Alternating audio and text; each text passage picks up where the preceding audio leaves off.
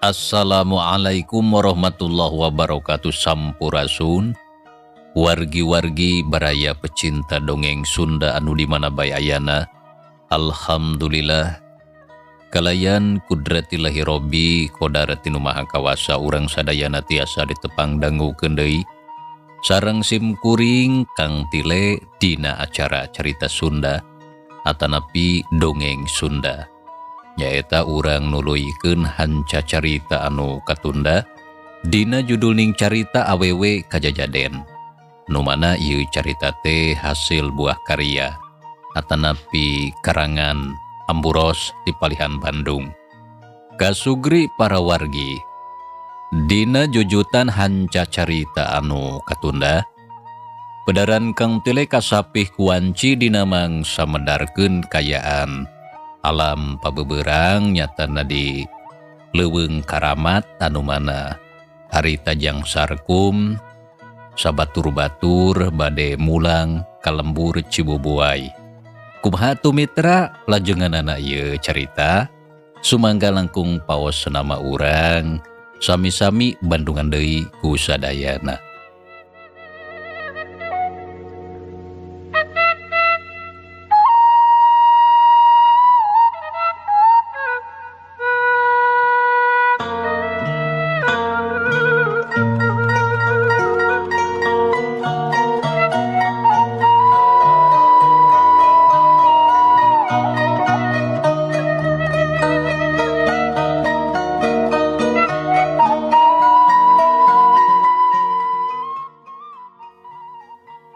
Nya ceuk aki oge pek bae. Tapi naha kira-kirana jang sarkum kuat lamun kudu leumpang jauh. Tah eta anu jadi pertanyaan teh. Apan cenah bieu cikeneh ngomong ka aki dada masih keneh nyeri jeung eungap. Aduh nya eta duka teuing atuh aki. Da kuring oge teu bisa mastikeun kuat jeung teu mah. Terus hadena kumaha atunya? Ceuk sarkum katara bangun anu bingung keur kitu Pokjang Panji ngomong.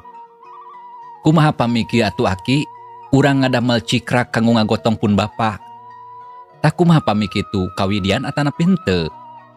Tah bener urang nyeun cikrak we atulah Jang. Ayu urang gotong kuduaan jeung Mang. Tah lamun capek urang eureun-eureunan we atuh. Tah bener ari kudu 2 poe deui malila teuing. Ceuk Oding nya tujuan kana usul Jang Panji. Nya sok bae rek kitu oge teu nyaon. Ari keukeuh mah hayang marurang ka lembur. Asal ujang duaan daekna garotongna. Ya daek atuh aki.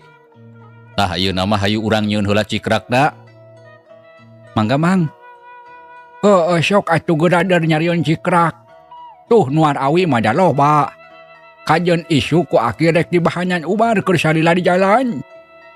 Nya nuhun atuh aki. Walun sarkum paromana marah mai bungah lantaran menang balik ku si aki. Nya geus kitu mah harita keneh Jang Panji jeung Oding prak nyarieun cikrak keur isuk ngagarotong sarkum. Sedengkeun ari Nyi Sarah terus ngaleos ka dapur tuluy kaprak-keprek nyadiakeun kadaharan. Da ayeuna mah kayaan geus pulih deui. Tekung silila cikrak geus rengse sararea gukek dariuk di tengah imah. Diselang barijeng barang dahar. Prung ngarobrol nyaritakeun deui kajadian 4 poe anu katukang. Basa Jang Panji keur tarung ngalawan si Ratu Siluman Kelong. Anu ayeuna mah geus musnah samalaguhana geus ancur lebur diancurkeun ku Jang Panji.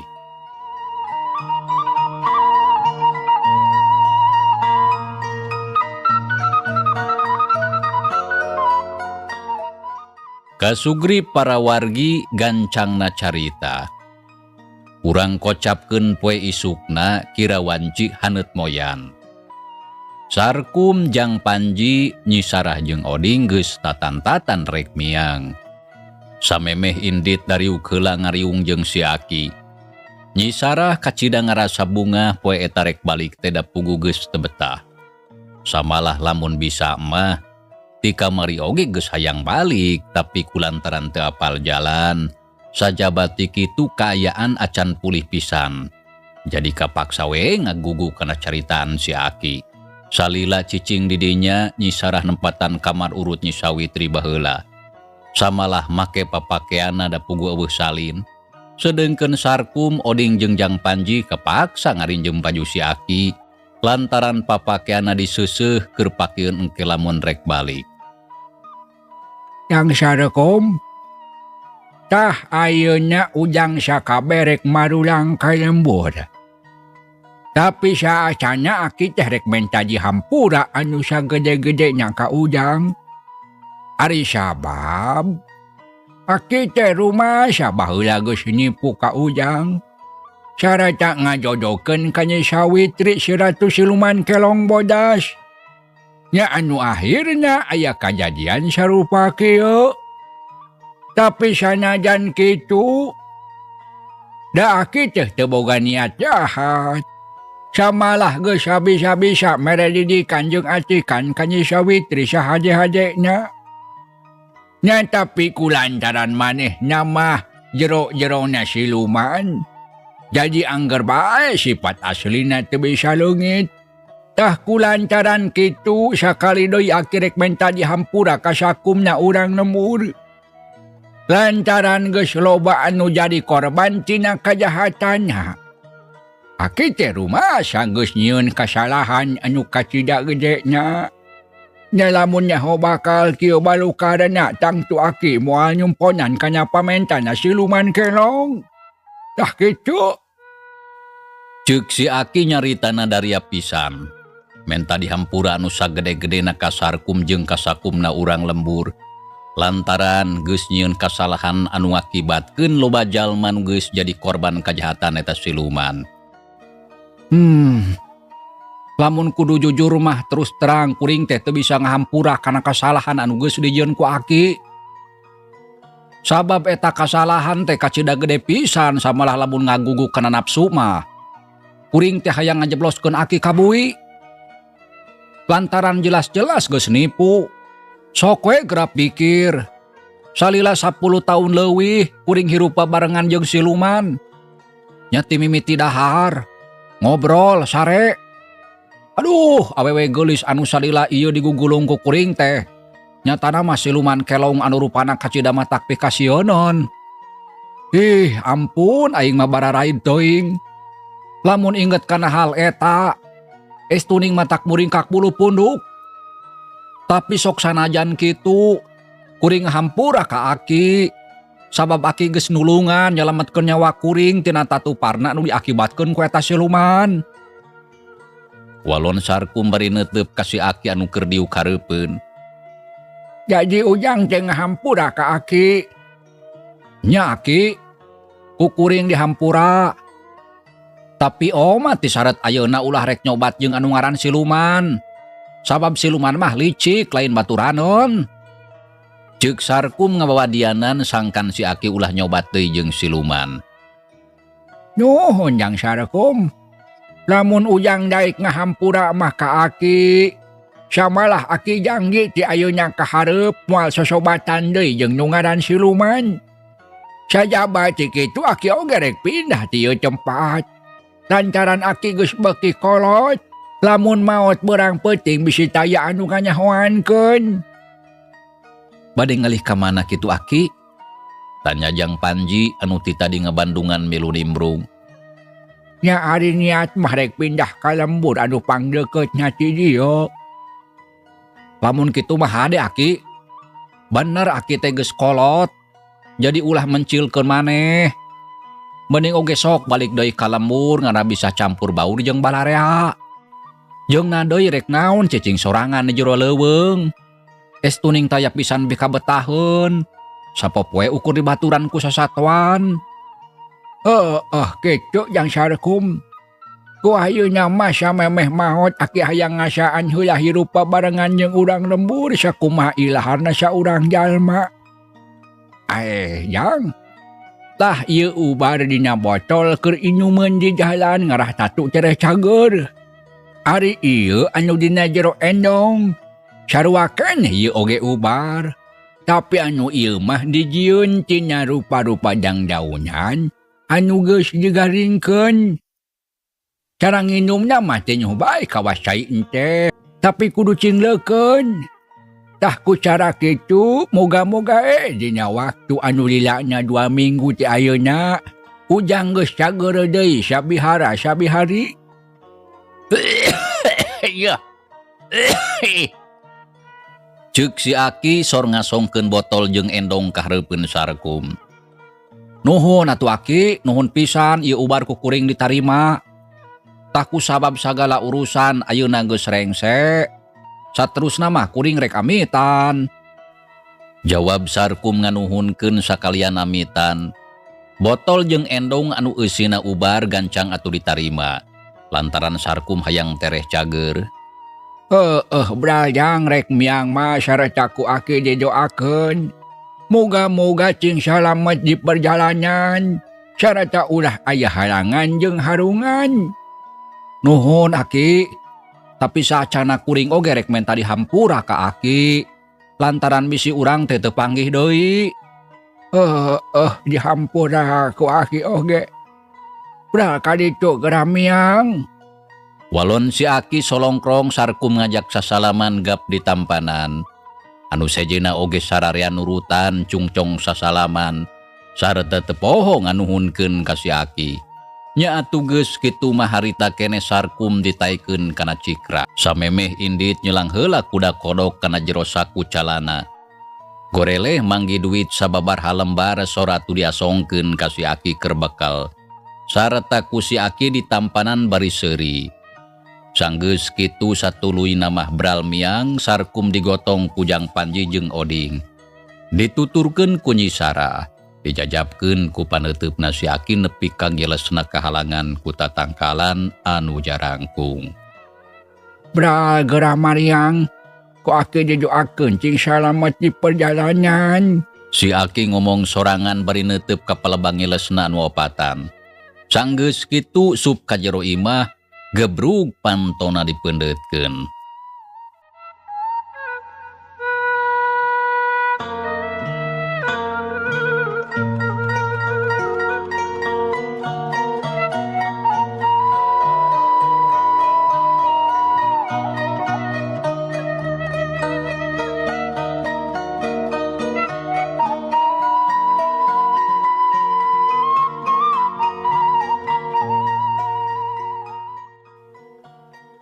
Kasugri kaum dangu.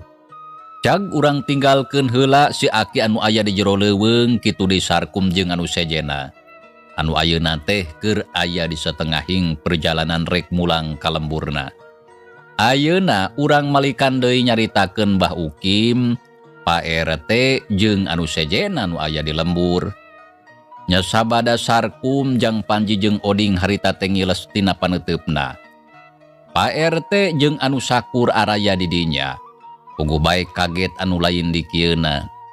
Keur sajongjongan sakabena ara lohok asa teu percaya kana tetempoana. Tapi lila ku lila Pak RT sadar pok ngomong ditujukeun ka Mbah Ukim. Abah, kamara naleosna Jang Panji, Jang Sarkum sareng Jang Oding? Tanya Pak RT beri melong ka Mbah Ukim hatena kebeku rasa kaheran. Apa nyek nyusulnya Sarah kadeuweung karamat. Tapi naha moal aya kajantenanana on tumi bakaran jeuna. Nya urang doakeun bae ku sadareha. Moga-moga Jang Panji, Jang Sarkum kitu deui Jang Oding aya dina kasalametan. Kitu deui urang sadarea sarta urang lembur bisa bebas tina ancaman eta siluman. Walon Mbah Ukim bari rutret kanu sakura raya di dinya. Tah, Pak RT. Ayeuna mah geus nyata bukti kacurigaan urang teh. Sarta bener si Sawitri pamajikan Jang Sarkum. Tah kumaha hari geus kieu? Ceuk Mang Udung bari neuteup ka Pak RT. Samemeh Pak RT ngajawab kaburu pok aya saurang lalaki ngomong. Ya lamun kitu matang tuh kudu dipeta tanggung jawabna si Sarkum teh. Sabab kuring teu ridho anu jadi adi nyatana si Uyeh jadi korban eta siluman. Tuh, tempo anakna 2 laleutik keneh. Ayeuna eueuh bapana. Sigana mah maotna adi kuring teh ngahaja diwadalkeun ka siluman kelong anu jadi pamajikana. Minangka keur ngahilian harta banda. Ceuk eta lalaki anu ngaran Amran anu tayalian lanceuk nasi Uye anu kaparengan keur balik ka lembur lantaran bapana keur gering. Bener kitu Kang. Kawasna mah ngahaja diwadalkeun eta mah ku si Sarkum. Paingan eta siluman teh mung nyingkah lantaran dikukut aku lanceuk si Ojay. Sok si Ojay milu tanggung jawab maneh. Aing oge terido anu jadi sobat si Iep jeung si Ajat dihakan ku eta siluman. Ceuk si Edoy bari ngareret ka si Ojay anu keur ngajanteng nangtung. Hae non maksud si laing teh Edoy? Teu gugur teu angin make jeung mamawa ka kuring. Kuring mah teu nyaho ieu lamun ceuk sawitri siluman. Samalah apan sararea nyaho lamun anak kuring oge jang iman kungsi dipaling ku eta setan. Nya lamun teu katulungan mah kudu jadi alok. Geus pasti anak kuring oge jadi korban. Jadi tong gagabah ngabacot teh sia. Tembal si Ojay bari molotot ambek ka si Edoy. Lantaran geus mamawa ka manehna anu jelas teu nyaho nanaon. Samalah si Ojay sarua jeung anu sejen. Kakaranya ho lamun siluman anu sok nyerot getih jelema jeung domba teh tayalian ti Nyi Sawitri. Dewek mah teu gagabah euy. Anu sabenerna mah si laing teh nyaho Ojay. Ngan bae di bunian. Lantaran si laing mah sok ngadahar rezekina. Rezeki menang hasil munjung sarta ngorbarkeun nyawa batur. Tembal si Edoy angger nuding ka si Ojay. Be meniku ke nuding ka aing hayang di kieu sia teh. Ceuk si Ojay nafsu serenteng nyampeurkeun ka si Edoy teu tatapasini. Hiuk, cibrot banget si Edoy ditonjok ku peurupna anu buleud. Aduh, kurang ajar sia teh Edoy. Sia anu kurang ajar mah teu pupuguh tutudinganan ka batur. Nya terumah sama teu kudu nonjok sia koplok. Ceuk si Edoy panuna molotot huntu ka kerot dadaring hapranjug nahan amarah. Ukur sakilat, hiuk, cibrot bales nonjokkeun kana palipisan. Adah, nyeri setan sia. Si Ojay ngagero palipisan kerasa nyeri. Heuh, kop lebok nyeri mah. Ceuk si Edoy. Nyaksian kajadian kitu Pak RT jeung anu sajena reuwas. Hai nanaonan ieu teh make jeung tuluy bukbek seuli tonjok ah. Kalakuan beut kawas budak kumaha ieu teh? Ceuk Pak RT geuwat ngahalangan. Da si Ojay tah Pak RT anu nonjok teh heula. Dabongan sia mimitina Sedoy. Betutudinganan kadewek. Geus Ujang. Jarempe. Jeung deui Edoy, ulah sok waka tutudinganan ari taeun teh. Nya memang bener jang Ojay teh adi beuteung jang Sarkum. Tapi dina hal ieu ulah sok disakompet daunkeun. Lantaran eta tudingan teh cantang tu bener. Ceuk Pak RT bari ngareret ka si Edoy. Ngadenge kitu si Edoy teu ngawalon. Bener jang. Ulah sok waka tutudinganan yang kata bener ka batur. Komo bari jeung can bukti bener jeung henteu nya. Dosa eta teh bisi jadi fitnah. Ceuk Bah Ukim bari rutret ka si Edoy jeung ka si Ojay anu keureuh silih polototan. Sigana lamun teh era ku Pak RT jeung Bah Ukim mah moal henteu bakal dergelut deui. Abah, punten sim kuring teh bade tumaros ieu teh. Pok rek nanya-nyau jeung Udung. Ieu Abah. Kumaha ieu teh ari anu salaresna? Numutkeun salira Abah nahajang Sarkum teh munjung atanapi kumaha? Tanya Mang Udung lantaran hayang nyaho kanu sabenerna. Ari jang Udung. Ku hal eta mah puguh Abah sorangan oge can nyaho ieu teh. Nahajang Sarkum teh munjung atawa kumaha? Nepi ka manehna bisa boga pamajikan ka siluman. Terus terang Abah teu bisa nyerangkeun kana eta pasoalan sabab lain anu boga pokalna. Tapi lamun sararea harayang nyaho, nya engke bae lamun jenisna geus balik terus urang tanya. Lantaran ngan ukur jang Sarkum anu baris bisa nyerangkeun kumaha kayaan anu sabenerna. Jadi urang daguan bae ku sararea. Tah ngeunaan anu rek dipenta tanggung jawab sarta itu jeung ieuna. Engke bae lamun geus aya jelemana pek badamikeun kumaha hajena. Walon Bah Ukim nyaritana daria pisan disaraksian kudu sakura raya di dinya. Oh, nya mangga atuh kitu oge Abah. Tak anu satrasna kedah kumaha ieu teh pilampaheun urang. Ayeuna mah kieu Jang Ujung. Geus tong wakaloba carita hadena mah sok kewat kumpulkeun suluh anu gadaring. Suluh kanggo naon Abah? Tanya Pak RT can ngarti kana maksudna. Tuh keun ngaduruk jasadna si awewe ka Jajaden. Lantaran kudu gancang dimusnahkeun nepi ka jadi lebu sangkan teu datang deui. Oh kitu Abah, manggakeun atuh urang jalankeun. Ceuk Pak RT nya harita keneh paparentah kanu araya di dinya sangkan ngumpulkeun suluh. Sakur anu araya di dinya teu baha. Sararea terus berkaimah nyarokot suluh anu gararing. Saterusna dikumpulkeun trila oge geus ngagunduk. Awak Nyi Sawitri anu harita ngajoprak dina lemahnya terus dibubrugan ku suluh. Tos kieu kumaha Abah? Cing Abah menca obor. Ceuk Bah Ukim, sor Kang Ipin ngasongkeun obor gap di tampanan. Bismillahirrahmanirrahim. Bah Ukim maca bismillah. Geus kitu nyudutkeun obor kana regang garing. Teu lila gu regang teh hurung, mimitina maleutik terus mapai kana suluh. Tekung silila gu reuseuna hurung ngabebela ka luhur. Beuki lila beuki ngagedean sarata dilalajoanan ku nu sakur araya di dinya. Puluhan pasang panon merelong kana seuneu anu ngabebela.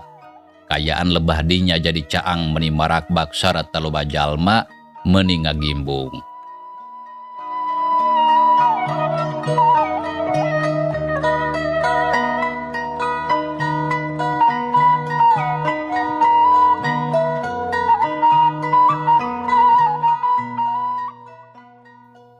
Moga-moga ti ayeuna kaharep moal aya deui kajadian anu sarua.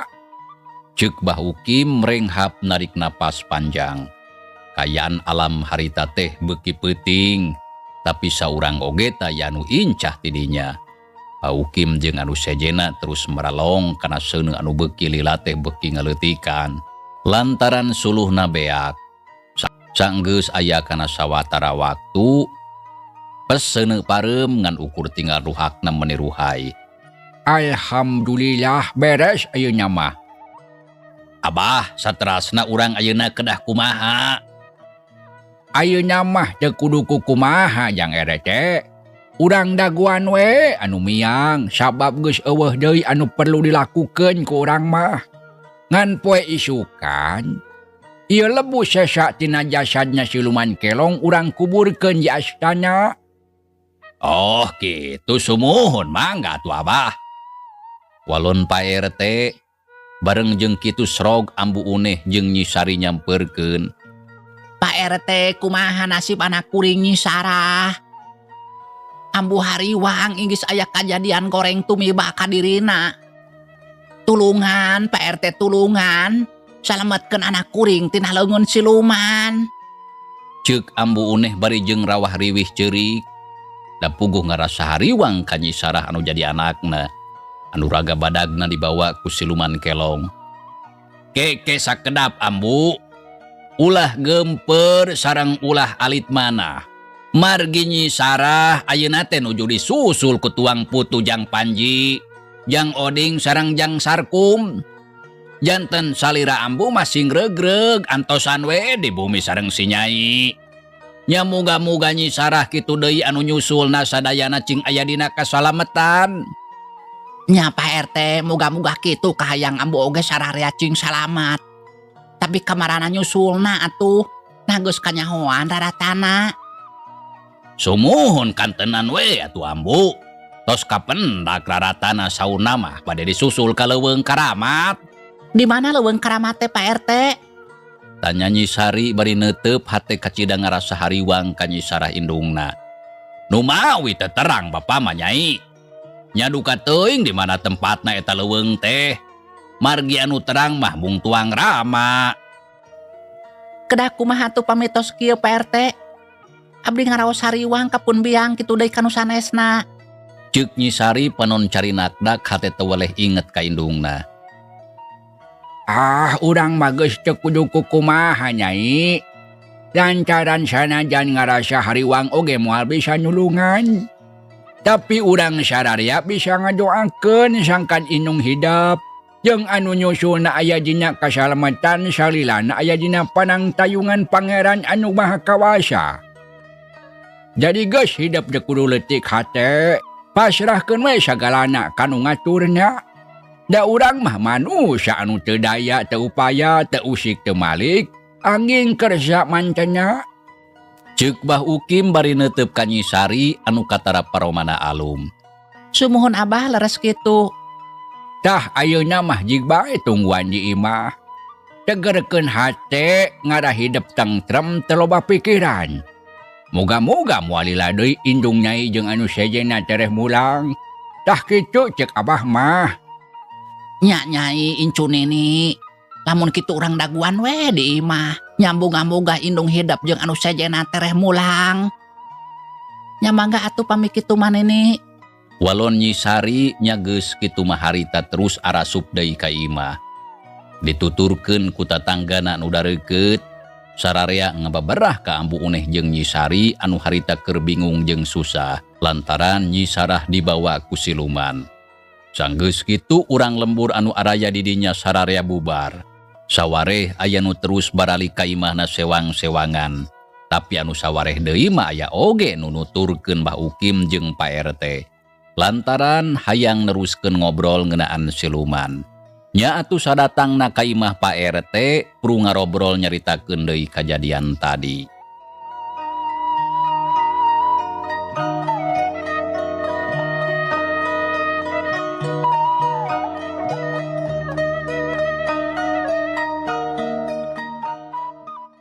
Kasugri para wargi.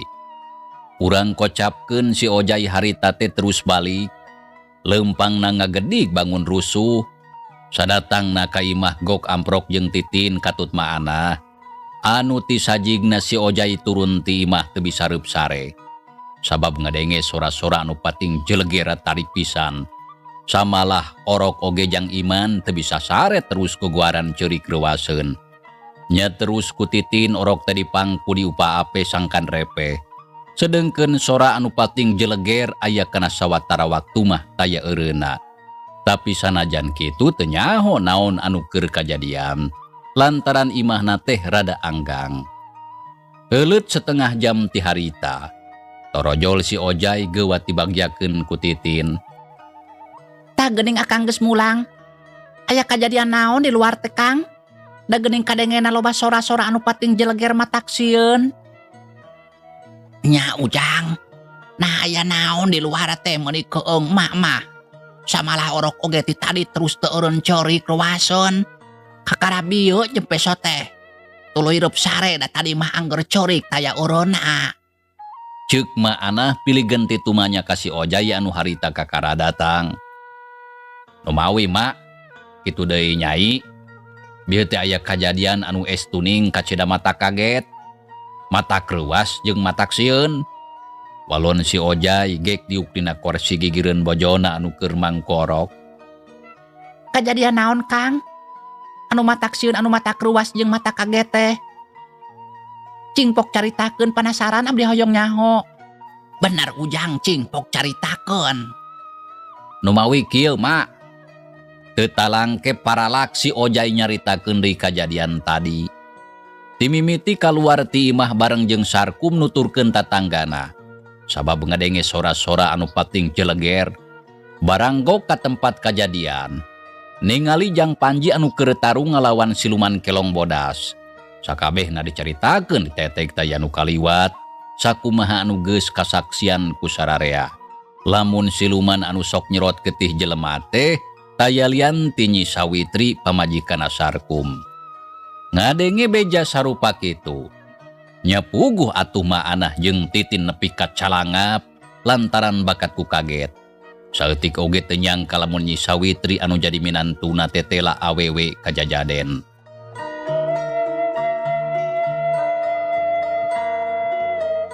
Tah kitu mak kajantenan anu kasaksian ku abdi teh.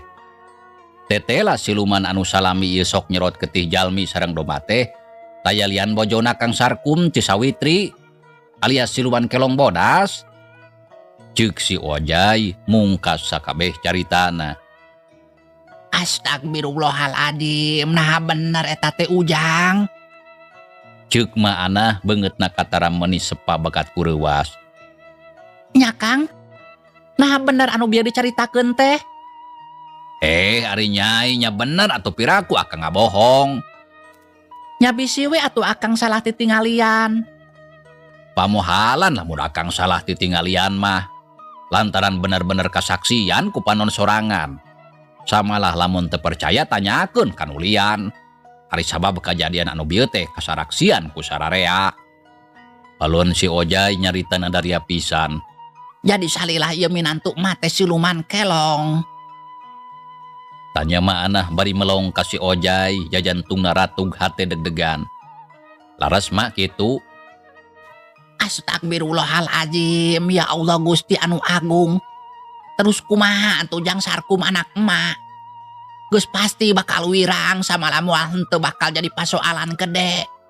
Sabab urang lembur anu geus jadi korban geus pasti bakal nyalakeun ka manehna. Kudu kumaha ari geus kieu Ujang? Laras mak kitu pisan. Samalah bieu oge abdi ampir-ampiran gelut jeung si Edoy. Lantaran manehna teh terang-terangan nuding Kakang Sarkum munjung sarta ngawadalkeun urang lembur. Samalah teu kagok si Edoy teh nuding ka abdi pajarkeun teh abdi geus nyaho lamun Kang Sarkum munjung.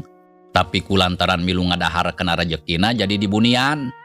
Tah kitu sangkan si Edoy teh anu matak tadi teh ditonjok we beungeutna.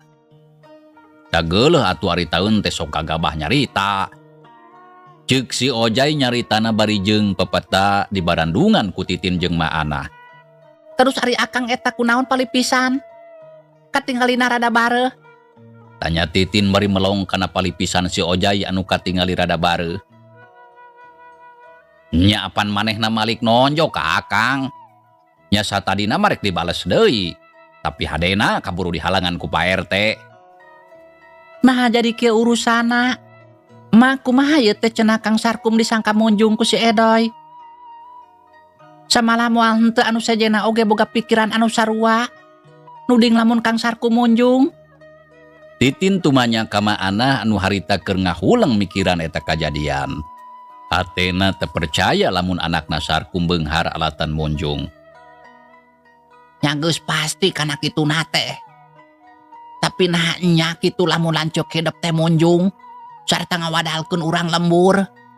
Ceuk Ma Anah bari rutret ka anak jeung minantuna. Duka atuh mah. Da abdi mah teu terang. Margi anu terang mangan ukur Kang Sarkum nyalira. Pami hoyong terang kana jawabanna mah. Nya atuh urang antosan we dugi ka Kang Sarkum mulih deui ka lembur. Nyai lamun urang hayang nyaho mah. Eueuh deui cara. Salain ti kudu sabar nungguan nepi ka lanceuk hidup mulang. Terus kumaha ari nyi sara nasibna? Mahariwang inggis aya kajadian goreng tumibah ka dirina. Lantaran ceuk Ujang nyi sara dibawa ku siluman. Ceuk Ma Anah ras inget ka nyi Sarah. Anu ceuk si Ojay dibawa ku siluman kelong sarata ayeuna keur disusul ku Sarkum, Jang Panji jeung Oding Kaleuweung Karamat. Nya urang doakeun we mak. Margi dina hal ieu mah urang teh moal tiasa kukumaha. Mung bae abdi mah percanten ka Jang Panji. Ku kersana Allah muga-muga baris bisa nyalametkeun Ci Sarah tina cekelan eta setan. Moga-moga baik itu incuk Majang Panji cing bisa nyalametkeun indung jeung bapana tina kajahatan eta siluman. Ujang, ari tadi kumaha kayaan Nyi Sari incuk emak kitu deui ambu uneh. Kawasna geus pasti ayeuna teh keur ngarasa bingung jeung hariwang. Laras mak kitu, rupina moal lepat kayaan Nyi Sari sareng ambu uneh oge moal benten sareng urang anu nuju bingung. Namun kitu nah perlu mah ayeuna nepungan ka ditu. Pikeun ngababaraha teh na. Lantaran mah teh melang ka Nyi Sari anu jadi incu.